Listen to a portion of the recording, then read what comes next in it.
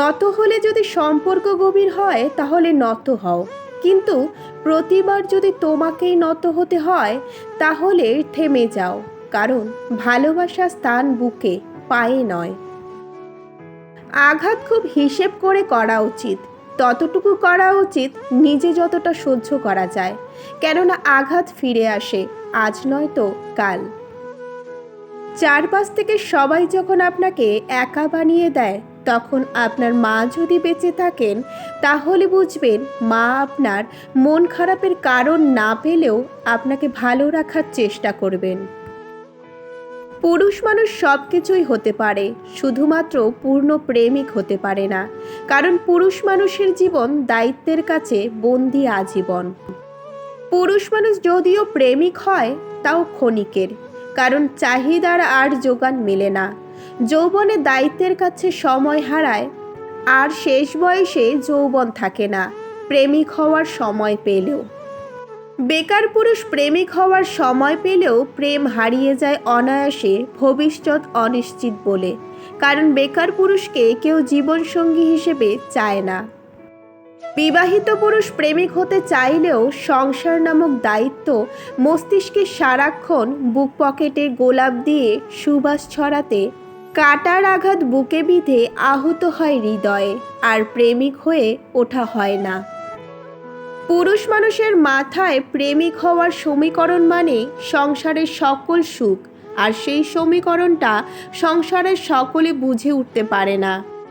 বোঝার সময় হলেও কারো তখন দেহ নুয়ে যায়, মাথায় থাকে তখন শেষ নিঃশ্বাসে শান্তি মিলবে তো। পৃথিবীতে দুই ধরনের মানুষ সবচেয়ে বেশি অবহেলিত হয়। নাম্বার 1, যারা নীরবে ভালোবেসে যায়, আর নাম্বার 2, যারা ভালোবাসার মানুষটি সুখের জন্য সব কষ্ট মুখ বুজে সয়ে যায়। সফলতার দ্বারপ্রান্তে এসে যে মানুষটা হেরে যায়, সে মানুষটা জানে হেরে যাওয়ার ব্যথা কতটা গভীরে লাগে।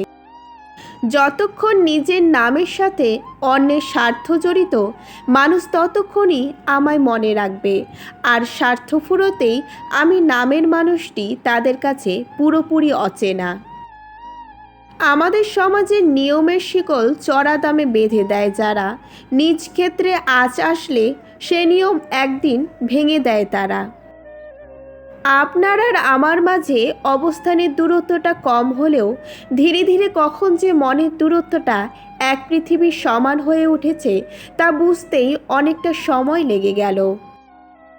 নিজেকে কঠিন করে নাও, দেখবে সব কিছু খুব সহজ মনে হচ্ছে, কারণ তোমার অবস্থানের কথা বিবেচনা করে মানুষ তোমাকে সেই পরিমাণেই ভালোবাসবে।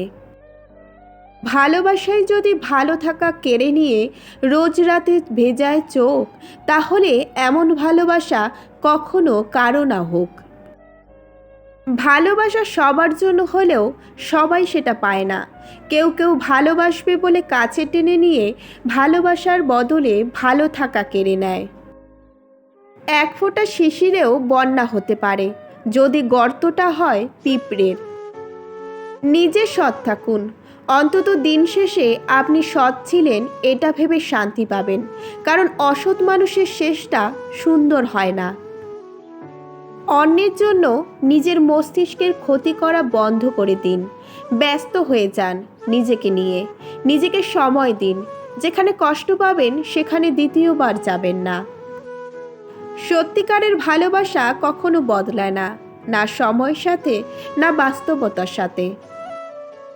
শুধু ছেড়ে যাওয়াকে ঠকানো বলে না, সঙ্গে থেকে অভিনয় করা বা প্রতিশ্রুতি দিয়ে অন্যের সাথে বেশি ভালো থাকো এটাকেও ঠকানো বলে।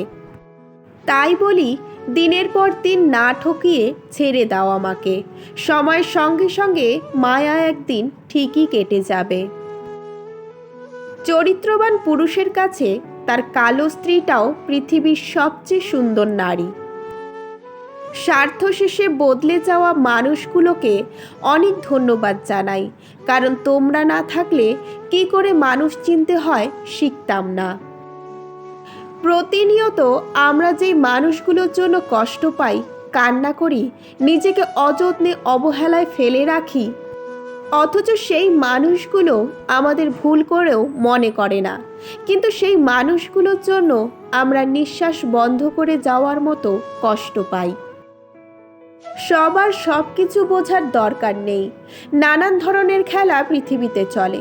সব খেলা বুঝতে হবে এমন কোনো কথা আছে? সব খেলা বোঝার চেষ্টাও করতে নেই। গাছের পাতা নিয়ম করে কোনো এক নির্ধারিত সময় বদলায়। মানুষ বদলানোর কোনো নির্ধারিত সময় নেই। মানুষ বদলায় যখন তখন, হঠাৎ করে। ভালোবাসা তো সেটাই, যেখানে সময়ের সাথে সাথে একে অপরের প্রতি কখনো গুরুত্ব কমে না, বরং যত সময় যায় তত দুজনে বোঝাপড়া বাড়ে আর সম্পর্ক মজবুত হয়।